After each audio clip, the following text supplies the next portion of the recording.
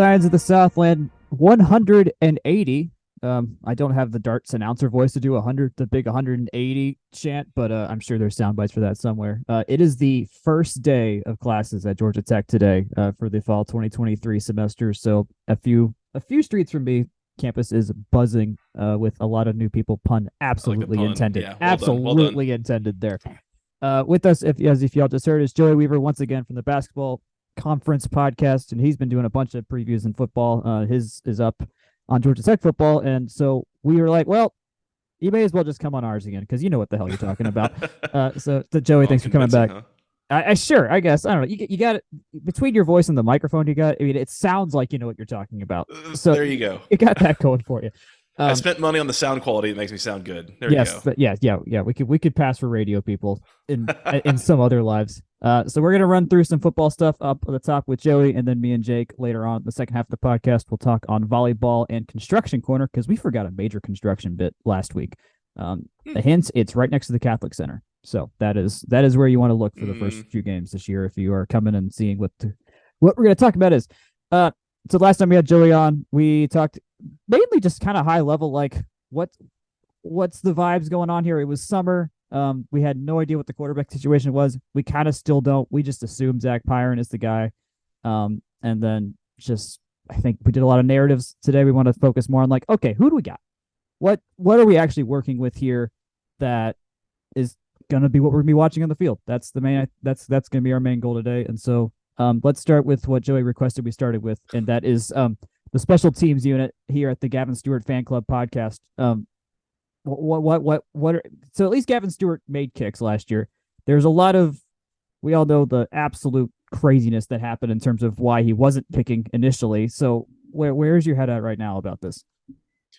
It's just funny to me looking back on 3+ years of Jeff Collins and how much he always talked about, putting an emphasis on special teams, and special teams is important, and the guys on special teams eat first, and like yada, yada, yada. And yet it felt like, for all the moments that they had of, there was some special teams brilliance there. Jahmyr Gibbs ran a kickback, or right. They executed a fake well, that kind of thing. Like for every one of those, there was at least one, if not more, moments of just like absolute special teams facepalm disaster. Like, do you guys even practice this stuff or not? Right. Yeah, all the time. Without the punter we had that went to the Steelers. I can't believe I'm forgetting his name. Presley. Yeah. Presley was thick boy punter. The biggest special teams band-aid this team ever had, probably. Like, I don't think he was so good. Like, when I got to the technique, my first article was like, no, quite literally, I go to the games to watch this man punt, because that is the best part of the game, is seeing how high in the sky this man can kick a football. And once that was gone, it was nowhere near the same. I mean, how many block punts did we have last in those after he left? Like at least 3 or 4, right? I was going to say, I mean, again, after 4 games last year when Collins was fired, I think they had at least 3 blocked punts. Something like that, yeah. At least in 4 games, and maybe even more than that, if memory serves. And something that, was kind of pointed out, and it really kind of resonated with me, it made sense, was keep in mind who your punter is right now. David Shanahan, who is Irish. He's from Ireland. He grew up playing, I don't know how much actual American football he played growing up. So some of this is still a little bit new to him, I think. And I think some of what was pointed out was not only do you have that, but then also a lot of the special team stuff that Collins seemed to be doing seemed almost like it was a little bit more like centric on trying to get fakes in play. So like they weren't lining up with the intent of getting good punts off. They were lining up with the intent of, we could fake it if we want to. Right. Which sounds just peak Collins, right? Like it's not about fundamentals. It's about what could be cool or flashy later. Right. And I think some of that combined with a guy who was a little bit, learning the speed of the game, that kind of thing, and not as used to it, I think that's where some of that came from. And so that's where some of my optimism, talk about the punting game, or same thing with place kicking. There's reasons I think that got a lot better after Collins was out of the room and no longer involved. Yeah. I mean, doing the let's line up to do crazy stuff makes sense if you're the Kansas City Chiefs and you have mastered everything else about football and can play at that level. But when you're starting with hijinks, stuff falls apart immediately the moment something falls up, like something goes wrong. Like you're just by definition not prepared for the easy stuff in that case. Yeah, I mean, if you and I are going to sit down and design a cool, new, exciting new car, are we going to start by designing like the stereo system and the rims on the wheels, or should we design like the frame and the chassis and some like the very base foundation things, right? Like it seems like we're just throwing the fundamentals out the window and saying, well, we could do some cool stuff though. If we brought literally any engineer from any class at Tech and brought them and explained how we did special teams, they would know it was wrong. Like it would have been so easy. I did want to note on David Shanahan, he did go to the American Football Kicking Academy in Australia. So he is both Irish and Australian taught, which is about as international kicker as you can get right there. And then, he kicked all of 2021, kicked all of 2022. He did rank 35th nationally in punting average. So it's not like he was not bad. He was no Presley. Let's be clear. He was not a Presley. Right. But he was as close as anyone has gotten to being not Presley also at the same time. So all things considered there, his leg is fine. It's the everything else that needed to get worked on. I was going to say, and you saw this certainly in the back half of the year after, again, we had a little bit of a change of regime. We changed special teams to where we're not even going to mess around with fakes. Like, can we just protect the guy? Right. And once they did, he looked great punting the ball, pretty consistent. Yeah. If you can get him the ball and protect him for a couple seconds, he's good. Yeah. Now there's ability to improve, I think, and hopefully that happens over time, not only in kicking distance, things like that, but also, do we have to go max protect every time we go out there to punt, or can we send a couple gunners out there, and try to actually play coverage too? Like you can do some of those things over time, but for now, it seems like it's on the upswing, which is all you can ask for. Most of this, I feel like, is on some sort of upswing. I mean, we know where we were at last year, so just by confidence levels, I would assume we're getting into a much better spot. We're gonna hit some of these position units a little bit more in depth, so I'm gonna just gloss over the secondary. We lost Zamari Walden, who was our main guy there. There's a lot of guys that might. There's just a lot of options here. Kenyatta Watson II and Clayton Powell-Lee seem to be the guys with the most buzz. Clayton Powell-Lee has also had multiple appearances as like the team representative at various media and other functions as well. So I think just in terms of clubhouse leadership, Clayton's been a huge guy in that department and off-field stuff, which usually that kind of translates to on-field also just good work and focus as well. So I would not be surprised if we get a lot of both of those guys. Yeah. Well, and I was going to mention, Rod Shelley was another guy who I think played some snaps throughout a lot of last year, true freshman, and I thought looked pretty good in the chances that he got. And if I'm not mistaken, and correct me if I'm wrong, and again, I try to make no bones about the fact that especially in the day of the transfer portal and NIL and everything else, I am having an absolute time of it trying to remember who's on what team, especially as we go through the offseason. But if we want to talk the secondary, starting safeties are LaMiles Brooks and Jalen King, either of whom would be like all ACC candidates. Yeah. LaMiles Brooks especially was one of the top returning safeties in the ACC. Like a lot of promise there, I would have to think. At least two guys kind of getting the rest of the defense set. Yeah, he was third ranked by ACC in the ACC last year. He was third team all ACC last year, so that is your floor for this year is great. I'm now remembering all of Kelly Quinlan's just proper complaints that like guys were not getting the right amount of coverage there just because only 7 guys cover Tech up there and 38 guys cover Clemson up there. So not a surprise that they're not getting all that kind of all the buzz that they deserve. But yeah, no, LaMiles is going to be. Also wearing the number 1 jersey, so he's going to be just easily identifiable on the field. Also that way. Try not to mess around if you're wearing that jersey. Like you gotta step up and prove it. But I think he will. Yeah, no, he'll be all right. So I'm liking what we got there. Moving on to the linebacker spot, I wanted to note this because basically it's all transfers. There is no one left. In terms of a position, we portaled the crap out of it. It was this. We got guys from South Carolina, Trinelius Tatum, Andre White from Texas A&M, Braylon Oliver from Minnesota, Paul Mayola from Idaho, and Austin Dean from Rutgers. So we're getting everything from top of the Power 5 to recent FCS to an FCS team that acts like an FBS team in Rutgers. So it's a whole lot of everything. I'm not on the ground like covering the beat on this as much, but there is a lot of plug and play discovery to happen here for us, and one of our biggest experiments to ever see. All right, how good are we at portal chugging and figuring out how to work that. I tend to think that I'm not alone in hoping that this is a big step forward year for Trinilius Tatum, Yeah. a guy who was a prized recruit, one of the big recruiting wins over the last couple of years, who has played kind of sparingly, but of course was a little bit buried on the depth chart behind Ace Ely and Charlie Thomas over the last couple of years. He has played. He has had some good moments, I think. But I think the goal would be for him to be your starter and to really become one of your better players on defense. Now that he's going to be getting, I would think he should be in line to be getting a majority of the playing time here at one of the linebacker spots.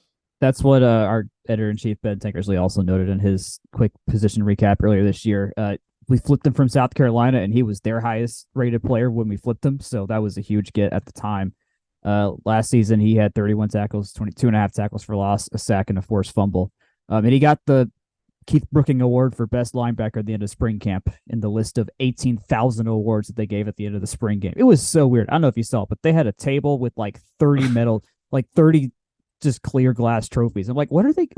There's not that many positions in football. What are they doing here? But this is the generation, Jack, where they all get trophies. Everybody's a winner. They all do. Yeah. I got soft. I got my T-ball trophies to prove it as well. So back in my day, we stopped giving out ribbons at the swim meet for 8th place in a heat. Now they get them for 12th. They really do.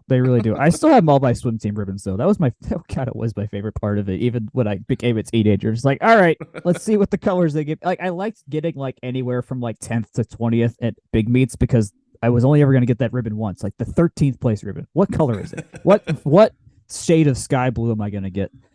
So yeah, I mean, linebacker wise, Tatum obviously going to be a starter, and then down the line, it is question marks. But by the way, do we know if Keith Brooking was one of Brent Key's teammates at Tech, A, and B, do we know if all the awards were just like Brent's teammates from 20 years ago? I think it was other people, not just Keith.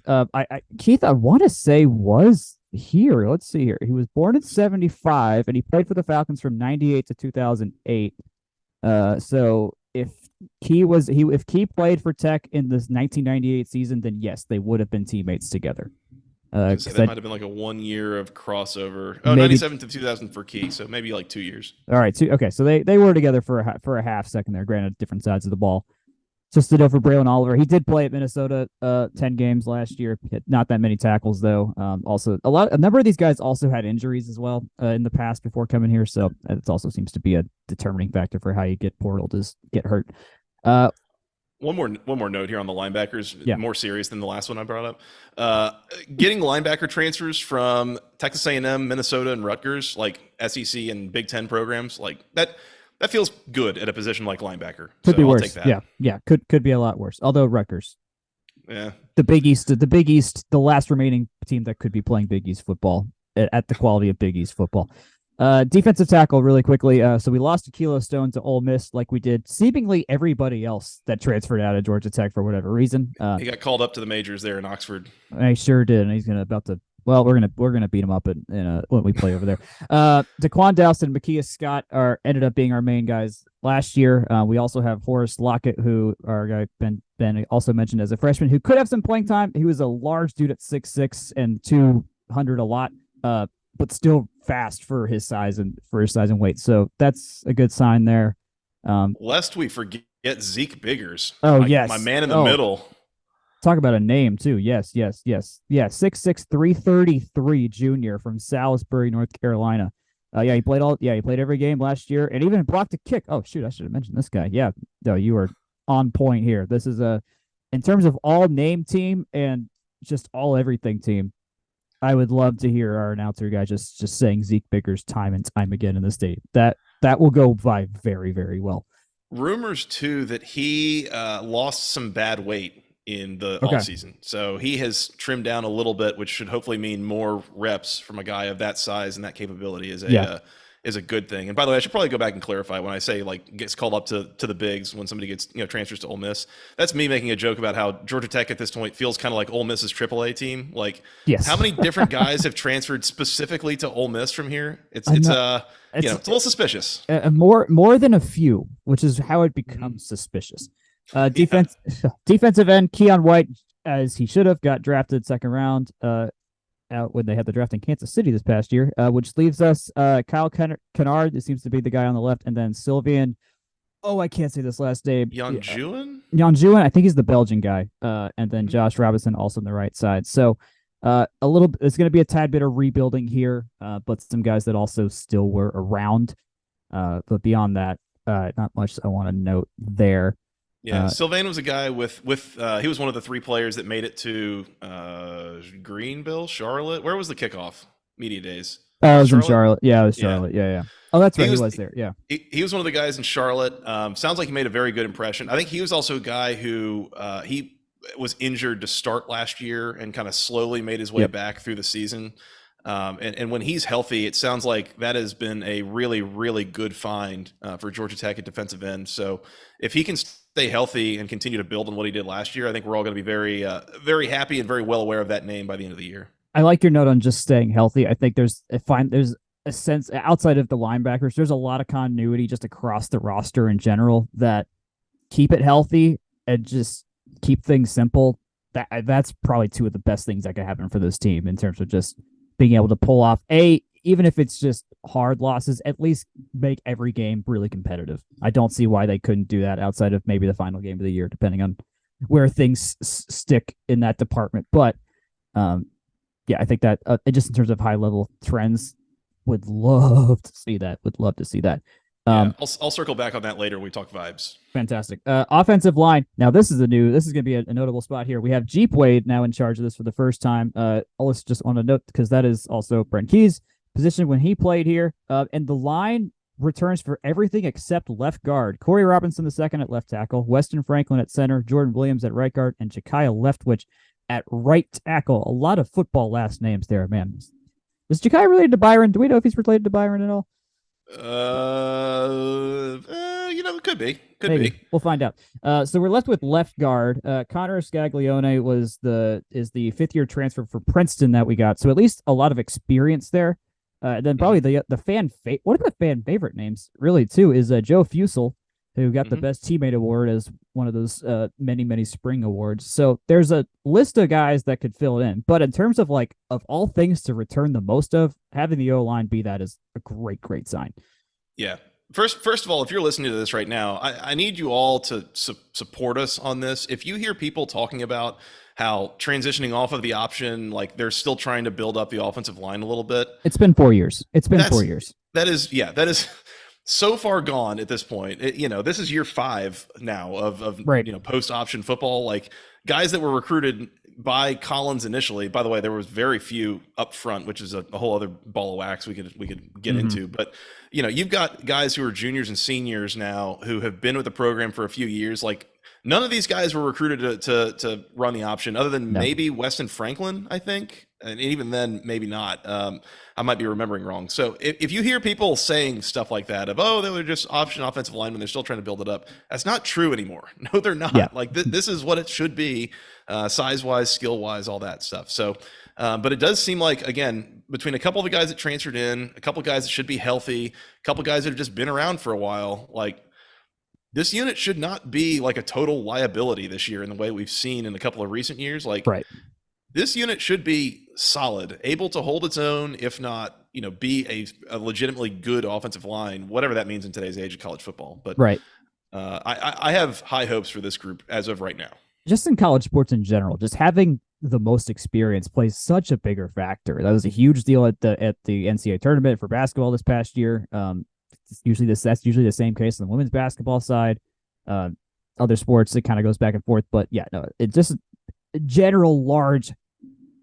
If you want to put money on it, best things to bet on, experience in college sports is one of those best things. Now, granted, the offensive line won't determine everything for us, but that's a huge portion of it. On Weston Franklin, he's actually just a junior and from Jessup, Georgia, one of those only in Georgia town names, probably, until we find another version of that. Italy, I don't know, every town in Georgia is also in Europe in some form or fashion. But he showed up in 2021 though, so yeah, we're clear of Paul brought this guy in to do this thing for an offense that died 5 years ago at this point. Yep.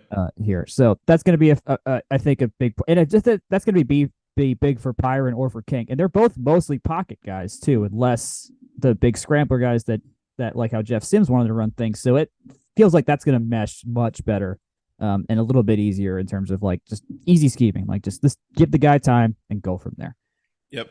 I would say, and those guys, it's not that they're total statues. I mean, both of them mobile, athletic, but I don't know how much there's going to be like a designed quarterback run game, put it that way. Right. In the way that there kind of was at times, or a lot of times, even for Jeff Sims, or even going back to a guy like James Graham or Ty Pumachan, or some of those guys. Like, I don't think that there'll be that degree of prescribed quarterback runs this year. Yeah, I don't. Yeah, not as much as my thought as well. Although Pyron did have that incredible run at VT, so he can do it. At the very least, we know Pyron can do it, and that might be one thing that could give him a leg. We'll talk about that more later.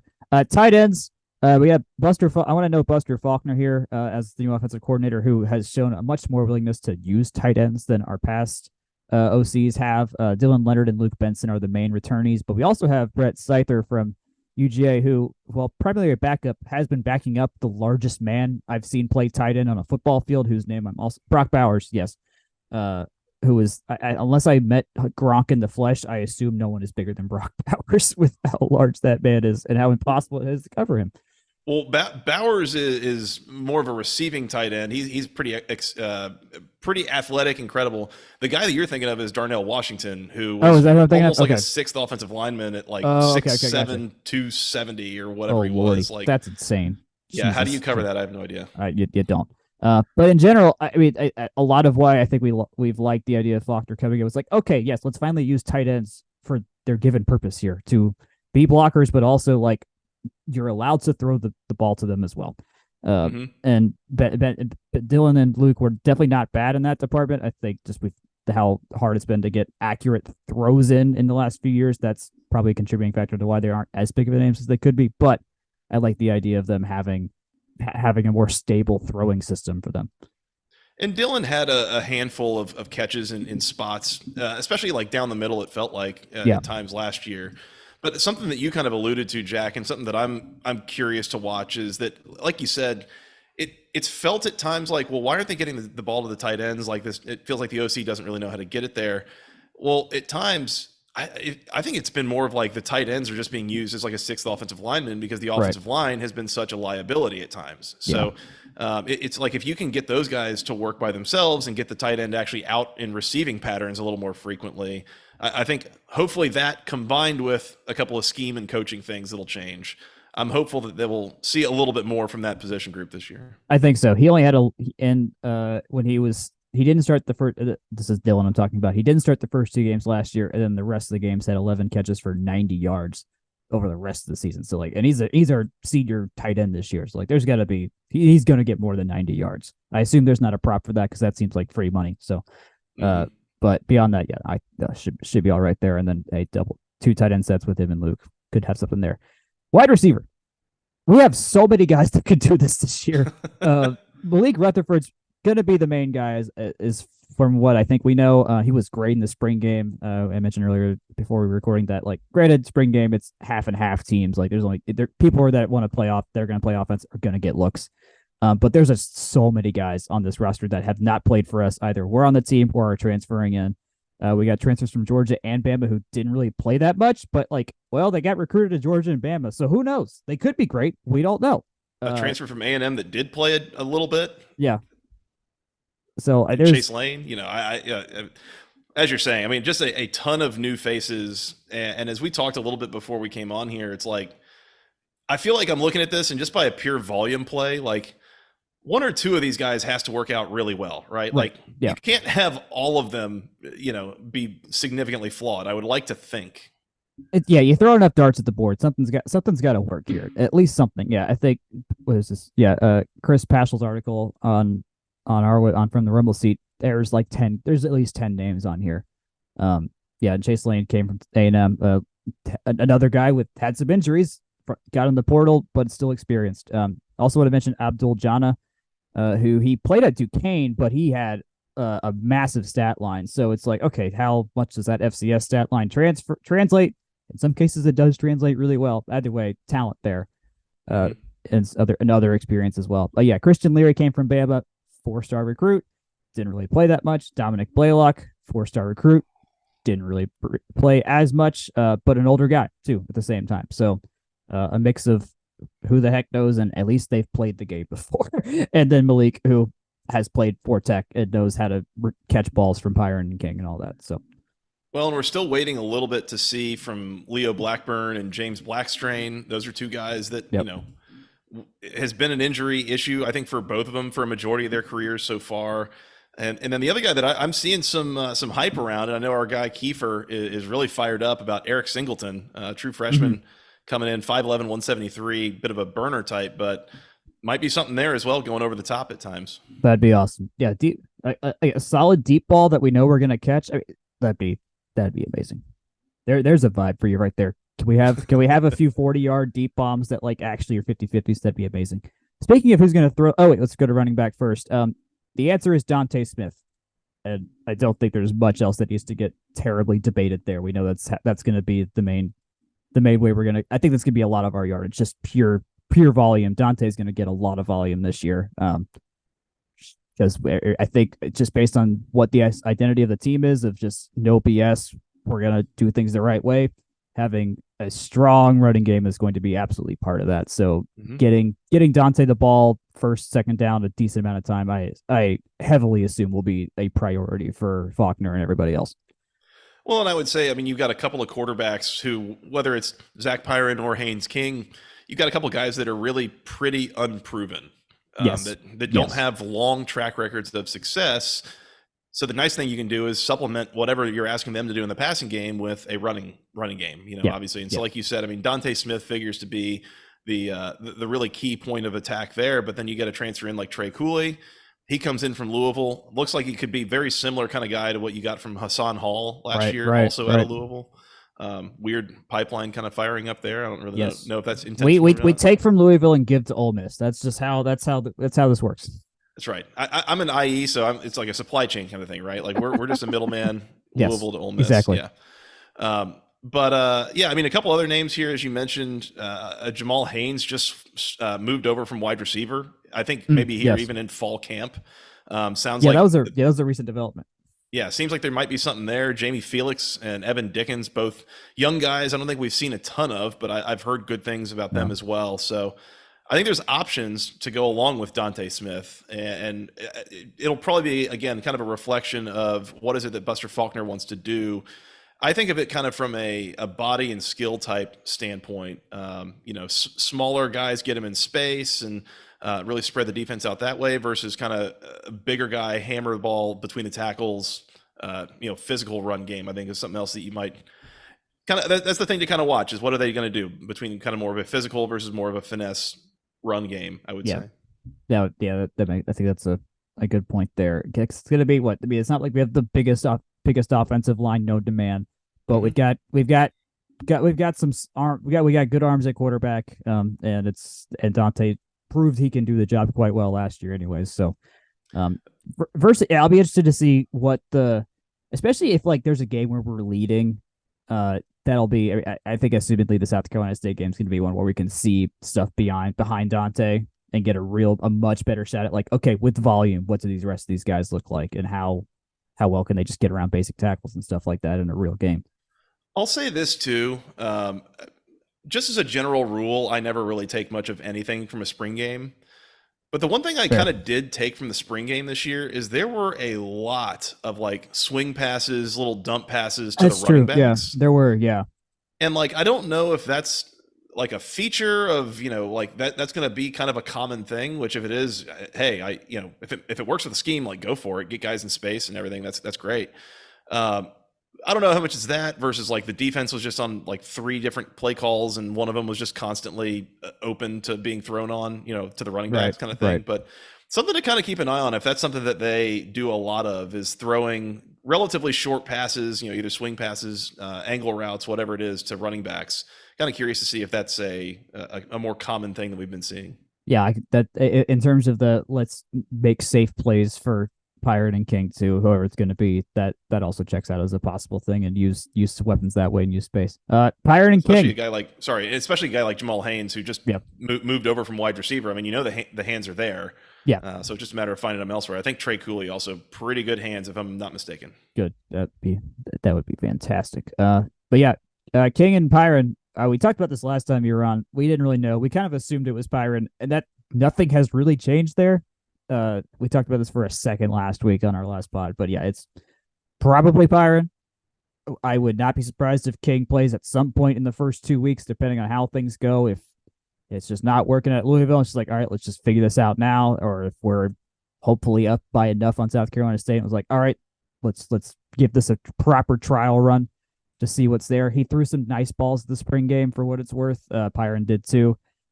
Unless someone breaks a collarbone or something again, I do not expect to see Zach Gibson at all this year. I think that's pretty much how it's gonna go. Pyron has what actually in our chat calls X dog, which just he's got that dog in him, and there's a lot of tweets out there about him having that dog in him. Which honestly, in terms of vibes, one of the biggest givers of them last year after his Virginia Tech run and everything subsequent that happened from that.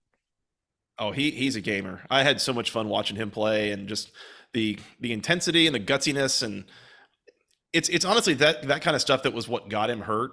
The willingness to go barrel into a linebacker instead of just stepping out of bounds or sliding, like right.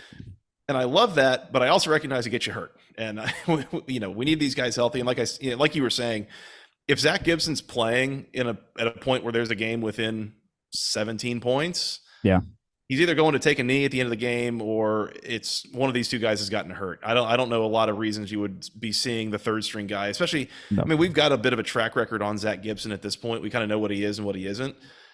Meaning, if there's any development to happen, it's between Pyron and King, and so it'll be one of those two guys. I suspect we won't know for sure who's starting until about 7:08 p.m. on Friday. What is it, the 1st against Louisville? September 1st. Something like that. Something like that. It'll be the first time Georgia Tech's offense comes out onto the field. It'll be the first time we will get a sure indication of who's going to start. I don't think Key's going to announce anything. I don't think there's a reason to. No. Even just from a gamesmanship standpoint, I think that they'll just keep it quiet and let everyone else figure it out. Yeah, Louisville's got their own chaos they're going to be going through anyways, with that being their first game and their new guy as well. So, like, there's no game to play here. Also, that just doesn't fit Key's vibe of, yes, let's make a whole scene about who's going to play quarterback, or not answer in a kind of in a weird way, or like he's just going to tell you when he tells you. That's exactly. on his vibe, and that is ultimately a very good decision, and keeps things drama free, which we absolutely need. No complaints here. No complaints there. And I think a drama-free is a key vibe that I think we just want. And just general, if we come back at the end of the year and we say, okay, we got better, we won X number of games, but most critically, we did not have anything stupid happen. Or just no off-field stuff that was like, no just silly distractions. Just playing football properly, I think, is one of the, the biggest goal is to win everything. But one of the biggest barometers of whether we're going to be like, okay, there was progress this year, and Key showed he has got something here to give Georgia Tech at the head coaching role. I'm going to say this. I was listening to the Solid Verbal recently, and they did an episode with spicy predictions for the season. And one of them that Dan Rubenstein came out with was Brent Key will be this year's Mike Elko. And of course, Mike Elko, reigning ACC Coach of the Year, because he took on Duke, who was a relatively lifeless-looking program coming out of 2021 in the David Cutcliffe era. Yep. They turn around, they go 9-4 last year. They win the Military Bowl. And so there's a component to me of, I don't need Brent Key to be ACC Coach of the Year, but, certainly kind of maybe if Georgia Tech punches above the weight in terms of what people expect from them, at least, would be nice. But the other thing to me that could kind of mean is the way that I would have described the Duke team last year was aggressively competent. Yes. I don't think that there was any one thing that they did really, really well. I'm also not sure there was anything that they did particularly poorly. They could throw it a little bit. They could run it a little bit. They played pretty solid defense. They looked like a well-coached team. They did not, they didn't beat themselves. No. And that, of course, on the backs of a couple of years where they, I remember in 2020, they led the country in turnovers, not by the defense, by the offense. They turned it over 50 plus times in a 10-game schedule, right? It was. How do you do that? They turned it over 5 or 6 times at Bobby Dodd Stadium. I was there, and I was counting them in the stands. That's amazing. 1, 2. That's amazing. But can Brent Key and this staff, can they make Georgia Tech aggressively competent? Because I do think that this team has pretty pretty significantly underperformed the roster quality Yeah, over the I last few agree. years. And if you hear people saying, "Oh, Georgia Tech, they're still building up that roster's fine. This is a top half of the ACC roster. Just can you get them to play like it and not Yeah, beat themselves and play to their talent level?" yeah. I think our game against Duke kind of showed that as well, because like Duke, we got ahead of Duke pretty early in that game. They came back, forced overtime. We still beat them, but it wasn't like Duke was absolutely crapping the bed during that game. Tech just came out hot, and then as a it did played competently. Like they played competently throughout that game, and then pulled in Atlanta and didn't have a great second half of a football game, which is just you're not allowed to have a good second half and play as a home team in the city of Atlanta. That's just a rule that you're Mm-hmm. not allowed to do that. So it was totally fine, I would say, and we were. I mean, just the fact we had a first half against a team that was seemingly pretty darn good at the time. Like the Elko train was very hot, very very hot at that point. I think that showed okay. Key A, not dealing with distractions, not dealing with oh boy, this is the new sexy team in the ACC, and then made it was a better for one a notably better crowd that day as well. I remember the student section staying for overtime and like sticking that game out, which was not a thing at all earlier that season or even at the end of last 2 seasons ago at this point. Um, so yeah, I think yeah, if you want to see what this Tech team can be like, I would go back to that Duke game in terms of okay, we're gonna play some teams that are gonna be like Duke. Do we even play Duke this year? I forgot if we played Duke or not. No, We do no. not. But a roster that's gonna be fine. It's not gonna be perfect all the time, but they're gonna fight all the way to the end. And Mhm. that's regrettably a new thing. Yeah. Well, and it's funny, looking back on it, as much as people wanted to complain about, call it the Paul Johnson era, especially the longer that it went on, and the more that it kind of got a little bit stale, and there was a style of football that people didn't love. When those teams were at their best, it was when they were aggressively competent and they didn't beat themselves. They avoided turning the ball over, and they were able to maximize on the mistakes that other teams made. Now, the complaint there was also, well, the roster's not that great. Well, now the roster's a little bit better. I think your scheme is a little bit, toned down from a what is, does it give you an advantage Yeah. standpoint?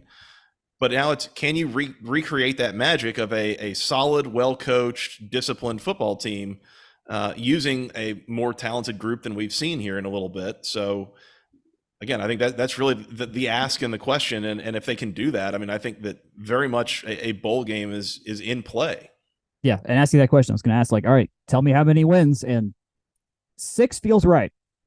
6 I'm kind going of to say, feels right here. yeah, I'm going to say 6-6. I just and I look at a couple of the teams on the schedule. It is a tough schedule, but Yeah. I think they've got a shot at Louisville. I mean, week Oh, certainly. I one. do think. Yeah, I think for both teams, that is a massive. What do we have here? Game for both teams. Like there Mhm, is that game could be an absolute just terrible game in terms of oh we don't know what the hell we're doing. It could be mhm, oh both these coaches kind of have a jump start here, or one team is just bad and we find mhm. out that day. Uh, Yeah, I don't think it will be us though. The aggressive competence I don't see going away, which sure. should net us 15 points at least a game, which can be enough sometimes. It can be enough. I mean, there have been some blowouts, so we don't Yeah. get don't get too carried away with it. Yeah. Yeah. Yeah. But yes, I'm with you on what you're saying there. I mean, I can go through almost every team on the schedule and give you reasons that the game could be winnable.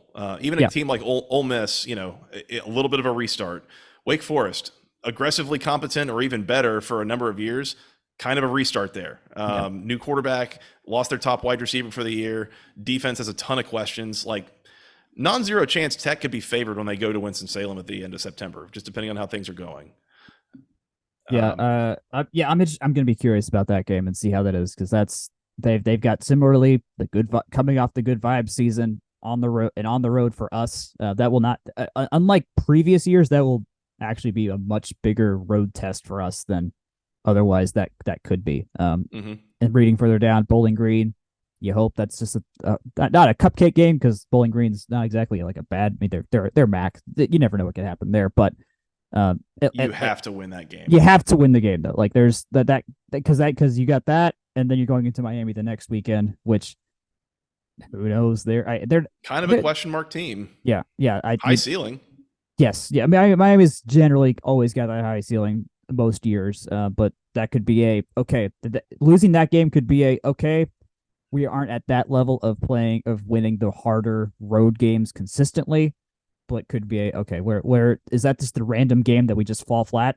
Yeah, probably one of these games, just in terms of odds are, we're going to look flat probably at least once this year too. If you don't have the stellar talent level, that just happens. Hopefully it doesn't happen against Boston College after that 2 weeks later after that game, which that's at home. You got to win that one, I think. I think in terms of must wins, you've got South Carolina State, Bowling Green, Boston College, and Syracuse.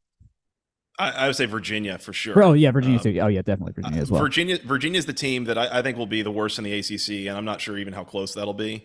That's a game you honestly shouldn't have lost last year, but there was quarterback injury shenanigans throughout that game. So a little bit of a pass there, I guess. But like Georgia Tech really needs to go into Charlottesville and win against Virginia, which is historically a horrible thing to say because bit of a house of horrors situation anytime Georgia Tech goes to Charlottesville. But I think that's going to be the worst team in the ACC, and I don't know if it'll be close. Yeah, so that needs to be a win. Boston College, a little bit of a question mark. Like they had problems last year, but a lot of that was like cluster injuries, and their offensive line was terrible because of the injuries. And like now they're all healthy. Like what are they going to be this year? Hard to say.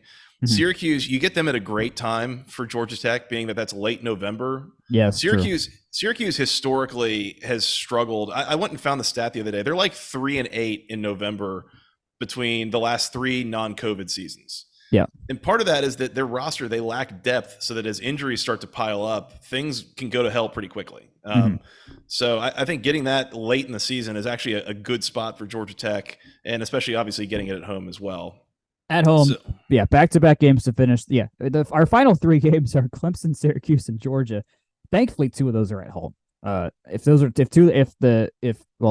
of Georgia or Clemson's always at home every year, but getting Syracuse to ride into Georgia as the final 2 games of the year at home, I do like that vibe. I do like that a lot because at least you get a solidly tough game. You get to really, really see what you're made of there, and deep in the season, what you're made of. Not a recovery game, but for all intents and purposes, a somewhat of a recovery game against Syracuse. And then we'll see what happens at home a couple days after Thanksgiving. So, yeah. And that means of the wins we mentioned, like the games that you have to win, that's 5 right there. So we're just asking for one more out of Georgia, Clemson, North Carolina, Miami, Wake Forest, and Ole Miss, and Louisville. And that sounds, to me, that sounds incredibly doable. Can you get one of them and avoid losing one of the ones we said you should win? Yeah. You know, if this it's interesting. The last, especially, sorry, go ahead. The last regime, I would say no, but right. Yeah.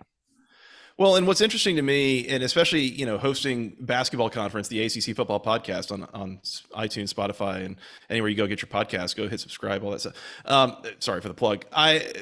Talking to folks that cover other programs, and even some fans of other programs, basically, as we preview each of these teams, there has been a lot of what I'll just call slander towards Georgia Tech, basically, of like, oh, well, that's going to be a win. Oh, well, that's a win. They were picked. I understand from past they were history. picked 12th. They were picked 13th in the ACC. Like, they're going to be terrible. They've been terrible. I'm like, I'm not so sure that they are. Like, I think you're just considering this a walkthrough, and I don't think it's going to be that. No. Like teams like Wake Forest, they're like, well, yeah, you get one against Georgia Tech. I'm like, will you?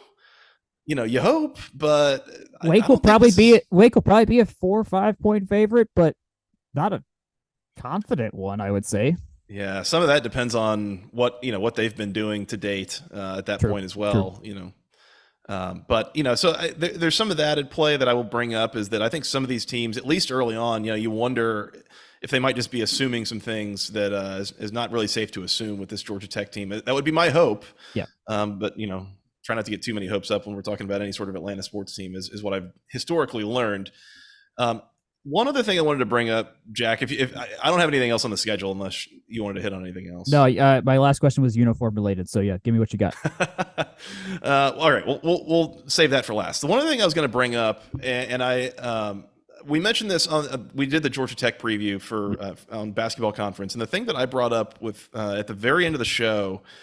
One of the things that's stuck out to me, or I found very interesting about Brent Key so far, is that there is kind of I call it a Sabanism with him. And it's obviously, how many programs have tried to hire the next Nick Saban and have totally failed. Oh, we got his assistant, we got his coordinator, whatever, hasn't worked out. Brent Key, former assistant to Nick Saban. Technically a former Saban assistant, right? But I'm not going all the way down that line that he is the next Nick Saban or anything like that. But there's one thing about Brent Key that has been sticking out to me over the offseason that I found very interesting that is a Sabanism. And it goes back to, I remember hearing years and years, like I think I was in college maybe, somebody was talking about Alabama had a big game coming up that weekend. And I think in particular, Saban coaches the secondary. He's a secondary coach. And somebody said they were watching practice with this in the week leading up to this big game, whoever they were playing. And I think in particular, there was one or two really nasty wide receivers on the other team that they're going to be covering. And they said, watching Saban in practice, you would think that he was saying, okay, well, this receiver, he's really good. He likes to, move his feet this way. He likes to do this on you. He'll cut back and all this stuff. And they said Saban never once mentioned anything about the other team, about a player on the other team, nothing. It had nothing to do with we're preparing for this game. It was all about here's how we prepare for every game. We focus on what you do, focus on your technique, focus on your process, and control what you can control. And I don't feel like I hear a lot of coaches talk like that. But it made me think of it when Brent Key was at ACC Media Days, and they asked him about win total expectations and how many he needs to win. And he said, we're not even talking about win totals. And he said something to the effect of, we got to learn how to practice, learn how to get ourselves prepared. Like he was going straight to that, like just focus on the process and don't worry about records and spreads and media coverage and all that stuff. Just focus on doing your job and execute your assignment and that kind of thing. So that was something that kind of stuck out to me as a little bit of a Sabanism that I don't know what that means or where I'm going with this, but it's just something that I've noticed that I thought was very, very interesting. And I'll be curious to see if anything comes through along those lines. Two things that makes me think about from other press conferences. His first one, where kind of on the flip side of that, he was like, we are going to focus 365 days to be competitive with one opponent, which kind of conveniently works out to like, all right, let's practice to challenge the gold standard of college football right now, which I don't think is a bad thing to say, and kind of works for others. I mean, that's got to beat Bowling Green. Got to beat Bowling Green. That cannot let those Kentucky people do this to us again. No, never mind. Ohio, actually. Oh, they're Ohio. Oh, that's right. But yeah, no. I think in terms of having a target in mind, that's great. But at the same time, yes. He did he not realize conference realignment didn't happen in one of those recent press conferences too? Maybe. I would not be surprised if he just completely did not have that world of the internet open the few days that the Pac-12 died. And he was like, what happened? And would speak to, he's focusing on practicing and being really, really good at that. I think I agree with you. That's a very, very good sign. And pull from whatever you can pull from Saban that works. I think doing that's a great idea. Yes. That's where I land. Like you said, whatever you can pull from Saban that works is a good thing. You really, really should not try to be Saban. No, because clearly nobody can be. No one can be. Be your own version. Yeah, everyone steals from the best in some form or fashion, and then they have their own version that would steal from everything else. That's how all of rock and roll was done. That's how all of art is ever done, and how all of the coaching trees in football are ever done as well. So that just continues in the long trend of that. I've heard so many previews of this college football season that they talk about the air raid as like, this coach runs an air raid and it's going to be like fairly run heavy. I'm like, the hell? Like that's not how that works. Anyways, very weird iterations on things. But anyways. Oh yeah, I forgot to mention. Buster. Yeah, there's been a lot of air raid and Buster Faulkner thrown together, and yet I'm pretty sure Dante Smith's going to get the ball in some form, like 35% of the time. Anyway, it'll be half and half or whatever. Uniforms, just because I like this topic. Arguably more than anything, some of the time. Where do you rank the gold uniform? So you're talking about just the top? Just the top of the white, blue, and gold one. I remember just not liking this uniform whatsoever, and it looked a little bit better on the field. But is this? Do you like that one? How? I guess I never asked you on your thoughts of this uniform template. We have this for 2 more seasons. I need to remember. It's a There very was it's that classic look. I think it looked kind of mustardy to me. Yeah. I'm trying to remember. I mean, it's pretty clear at this point. I feel like nobody can ever get the gold right, for things like uniforms or You things say like that. paint on the basketball court. I, Like, I thought our last set did actually though. Because when with Collins coming at that same time, the Institute reverted to old gold as the default gold for everything. They got away from that more mustardy Buzz. Buzz keeps his yellow and black thing. That's what Buzz is. mhm. Uh, and then shifted to more this old gold stuff. And the uniforms looked right. Like they actually did it right on that more on the stinger looking ones. And then reverted to this more yellowy mustard one, which I guess looks like what Calvin wore, which I'm like, okay, fine. I can agree with that kind of sentiment. Um, Well, there was definitely an iconic game of his. It was like a Thursday night game where they wore the old school, like white helmet, mustard yellow yeah. uniforms. But that was like a one-off. That wasn't quite what they wore. I think I like the gold tops. I've always honestly been just a big white tops guy. I like the white helmets. I like the white jerseys. Somebody mentioned the other day, like, what are the chances that Brent Key resumes the tradition that Paul Johnson and some others even before him had of wearing white at home? It's like, Yeah. oh, I mean, I think that that's could be. I would prefer us to only wear the white tops, gold pants. You can flip the helmet both ways. I think our white helmets I think look great and they work for us. I think they should put the actual rec on the white helmet too. That would be awesome if they did that. Mm-hmm.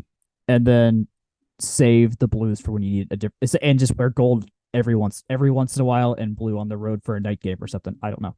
Mm-hmm. But yeah, our white over gold is one of those truly classic college football looks. I don't think we need to stray away from.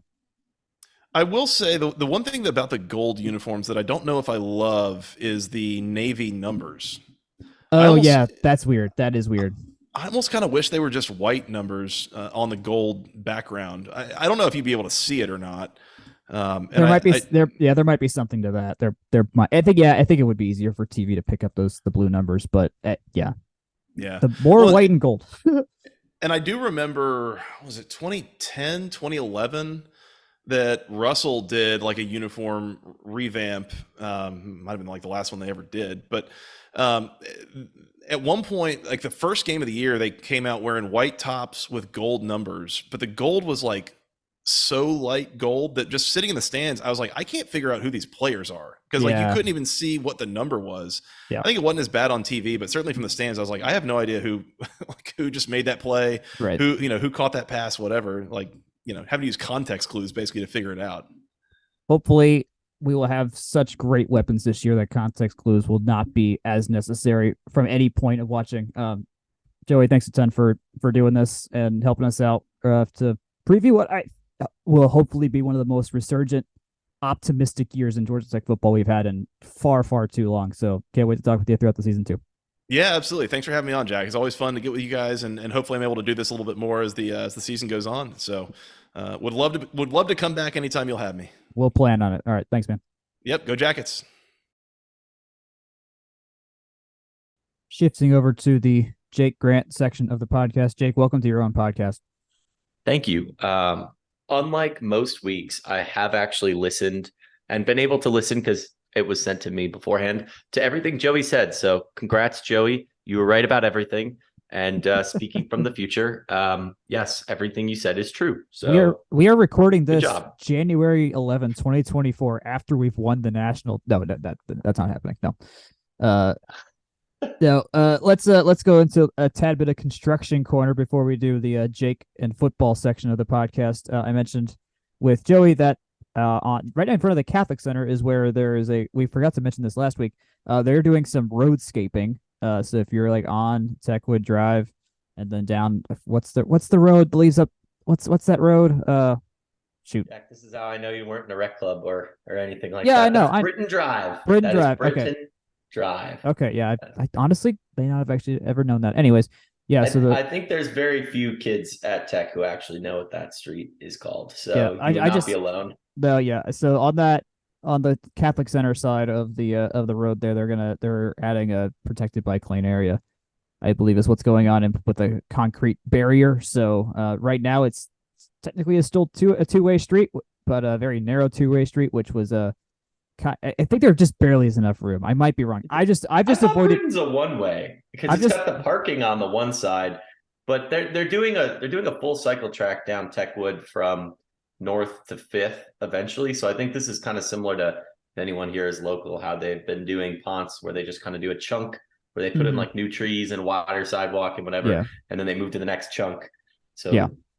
between now and I don't know, whenever you're next on campus, dear listener, it'll probably be a different chunk that's under construction by then. Yeah. Probably so. They were not able to get this chunk done before classes started today. So I hope the traffic didn't get absolutely murdered by that one little area when they were doing moving over the last couple of weeks, but it seems like it's fine.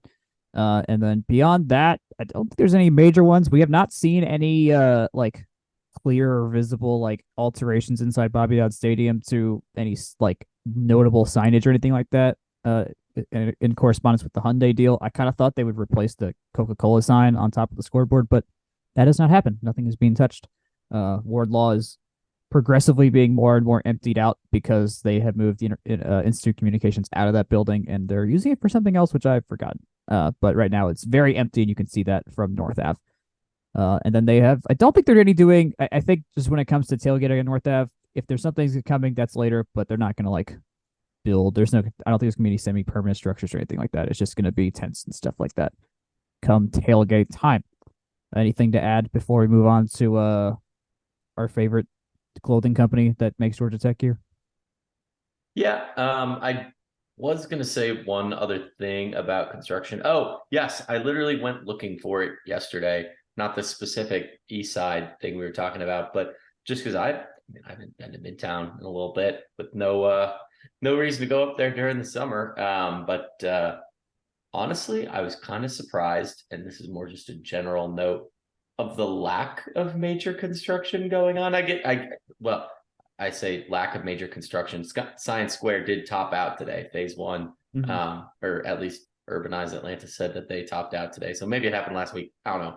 But in terms of like the last couple of years, I remember early in my tenure on campus, you had Tech Green and then Atlantic Drive and then Howie, and then you had Student Center and you had Exhibition Hall, and I don't know. I just there's no like around campus, and I was like, where's all the construction? This is the first time for a while that there has been like a truly massive project happening somewhere on campus.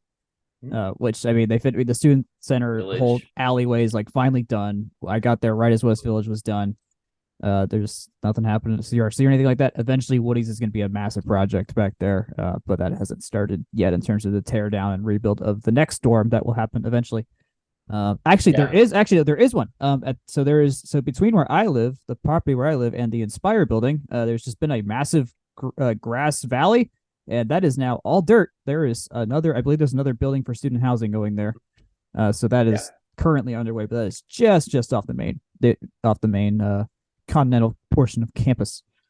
Jack, I got a question for you. Yes, sir. Shame on me for not knowing. So they're filling the gap between Centennial Trail and the Centennial Park houses, right? Not the one right on the corner where the Roosevelt building used to be, right? No, it's directly across from North Ave. What is that? Like the turnaround there? Yeah, it's across from the turnaround. Yep. Yeah, because the corner is still like just a gravel lot. Like that got that is still that's still a parking lot right now. So it's right beside that. So there will be some rooms in Inspire, which is the newest of the student housing buildings that will have a new skyline that will not include North Ave. So that's something that, so I'm gonna peg my tenure at Tech to a really specific time by saying this, but while I was in school, there were people because there used to be so few midtown off-campus apartments that SQ5 and U House used to fill up real fast because they were new. People wanted to be in Midtown. You're close to Stuff and Publix and the business school or the East Campus type. It was a great option for people who were going to go to Scheller or whatnot. And I knew people, because you used to have to sign up in September for like next September, October for the next year. Right. And between when they signed up in September and when they moved in August, they went from having a 6th, 7th, 8th floor west facing U House room that had a view to bam, they've constructed Madeira, and now you have no view. So skyscrapers. Yep. At least those people at Inspire are losing their beautiful view of North Avenue West Yes. instead of the Campus.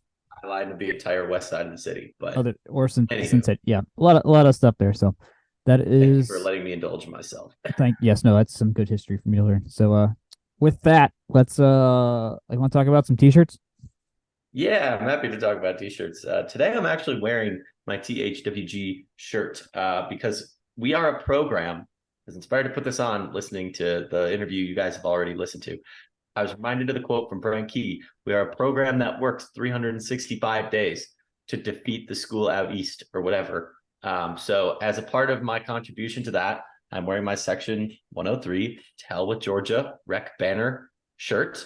And I feel a part of that mission. So go Tech, go Jackets, go buy your section 103 and contribute to the THWG mission that we work 365 days for, and next year we'll get to do it for 366 because it's leap year. Section 103 makes a lot of great stuff. It's all great Georgia Tech apparel and also stickers and buttons and things like that. But apparel, that's a big draw. Go stock up for football. Go stock up for the coming season in a variety of sports and reasons. Of course, NIL shirts are new. In gold, white, and navy. You can get Coach Key sweatshirts because who doesn't want to match the football coach, as well as tons of other great options. They've got really everything you could want, including one I haven't mentioned in a while, the white with the Ramblin' Wreck script on it. Looks classic in and of itself. And you can also get your volleyball Point Tech shirt to gear up for the very first season to start. I'm sure we'll dive into that in just a minute. But as always, free shipping on orders over $70 every day. Keep an eye out there for great stuff throughout the year, and looking forward to another great year brought to you by Section 103 here at Science of the Southland and Georgia Tech.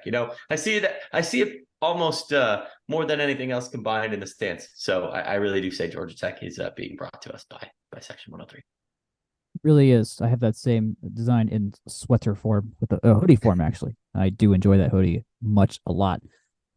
Much a lot about that shirt. Let's shift to football again. Jake, you wanted to talk about the schedule, you wanted to talk about vibes, and you wanted to talk about expectations. So I will let you decide the first item. Yes, I'm a traditions-focused guy. This is now my 18, 19, 20, 21, 22, 23. My sixth season on this podcast of doing one thing in particular, and that's being really good at reading the schedule. For those who may not know already, it's football, so it's a little bit easiest just to run through it. I think where we start, Jack, is we just give a little preview on each team, our thoughts, our opinions. I know for myself, I've listened to most preview content I can find on some of our opponents, but I wouldn't say I'm the world's most informed South Carolina State watcher. But let's see what we could do in maybe a minute or two on each team as we kind of prognosticate what they've been up to. And I guess since we saw them last, since for most of them, we have seen them within the last couple of years. Good call, because me and Joey didn't really cover much of the other teams. We just talked about only Tech, so that's a good idea. So let's just do it. Well, we did kind of talk about Louisville with Joey, but let's still mention it again. First year head coach versus first year head coach. Well, both of those are interesting statements, right? Yes. Jeff Brom has been not really the one who got away, if you will, but the one who never was for a long time at Louisville. He's a son of Louisville, big toothy bird guy, if you will. But he's first-year coach, not necessarily a first-year head coach. In fact, not at all a first-year head coach, because he does come from a tenure at Purdue that most think was successful. Am I couching that? Is my inner Indiana fan coming out when I say that? Man, I don't know. I don't know, man. I don't watch Purdue football. And that's a fair point. But so Jeff Brom, like I said, ye of Louisville, he was at Purdue for probably longer than you might think. He's been there since 2017. And since that 2017 season, he went a combined 36 and 34. Yes, you're playing in the Big Ten, but you're playing in the West. You get Indiana every year. Yeah. You're playing some pretty bad. I say this is a nominal, Indiana, nominal Illinois favoring guy. Some pretty bad Illinois teams, some pretty bad Indiana teams, some pretty bad to middling, Northwestern Nebraska type teams every year. 36-34 feels underwhelming considering the kind of pedigree that he had coming into take the Louisville job. I don't know. Maybe I'm crazy, but did win a Music City Bowl in 2021, lost the Citrus Bowl in 2022, and then made 2 other bowls during he made a bowl in his first 2 years and his final 2 years at Purdue. So not nothing there. Louisville is just, I think there's just so many, like, we don't know what the heck is going on here, really, in terms of how good they could be, what their floor, their ceiling is. I'm not super. I feel like we should probably eventually do that because we do have to play them every year. So, that being part of it. But anyways, that is in Mercedes-Benz Stadium. That is the Aflac kickoff game. So it's a home game. It counts in that. It technically counts in that we play a game every year at Mercedes-Benz for 5 years deal, even though this is technically a neutral site game for all intents and purposes. Louisville gets some of the ticket revenue. They get some tickets to here, and it will be a co-branded field. It will not be a Georgia Tech home field per se. There will be, I think, far more Jackets than Cardinals there in terms of who shows up and whatnot. So I don't think I have to worry about that. And it's a national television game. They turned out okay to the basketball games, but they did just play a football game here a couple of years ago. So I don't know if it has the same kind of. We'll see. I mean, it's a Friday. Allure, it's a Friday. If you want to make a weekend of it, it's a great time to make the weekend of it because you can make the drive down day of still do Atlanta for a weekend and all that kind of stuff. So who knows? So that will be. I mean, that's the first test. That is the first true, real test of what does an off season of Key look like, and that we'll see where that goes. Next weekend is the Bobby Dodd opener at South Carolina State, or versus South Carolina State FCS game and all that kind of stuff. So, as you said, I don't know. I learned today they're called the Bulldogs. So, we have to win this game. This is the game I think where we find out what does our depth look like, because I would hope they're going to play at some point in that game in the second half. Yeah. I mean, there's no excuses. There's not much more that you can say about it other than just take care of business. There are games. It is fair to say there are games on the schedule where you just have to take care of business, and I think that's okay. Yep, that's the biggest one by far. So we'll not gloss too much over that. The next weekend, a big day in Atlanta sports, depending on who your teams are. For me, it is Atlanta United and the Georgia Tech Yellow Jackets. United plays Inter Miami CF in Atlanta, which means Messi will be in town that day. Meanwhile, the Yellow Jackets will be in Oxford to play Ole Miss for the second head leg of the home and home with the Rebels. They are, I believe, they're 22nd ranked, I want to say, in the AP rankings. I know they're ranked. They just barely made the preseason. They're 21 rankings. They're 21 in the Massey ratings, which is a fairly I don't want to say overly conservative, but a fairly good spot to go and just kind of get a gut sense for where folks are at. I do want to say Mississippi is number 19 in the composite of basically every ranking you could possibly ask for. I've seen them as low as 87, which is definitely an outlier. Most folks have them somewhere in the high teens to low 30s. They are as high as 10th in something called the winning edge ratings. That's probably a little bit generous, but definitely somewhere in the middle there. Your 19, 20, 21 is where I see a lot of prognostication having them at. Yeah, I'm hoping that this game, even if we lose this game, which I don't think by any means will be a bad thing for us. I mean, obviously you want to win all the games, but like of the schedule losses, this feels like one of them. They'll start the season with Mercer and Tulane. So we'll actually Tulane's going to be their first real test because Tulane is 24th ranked right now in the preseason rankings. So we will be their first at home test. They play at Tulane for that game.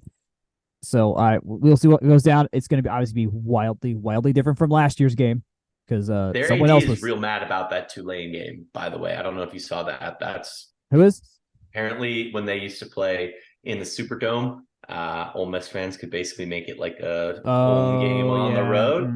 I get what you mean. So they're like, we only get 3,000 tickets, and it's like, oh yeah, the team that you're going to play has fans. Like, congrats. Yeah, they have a stadium to use.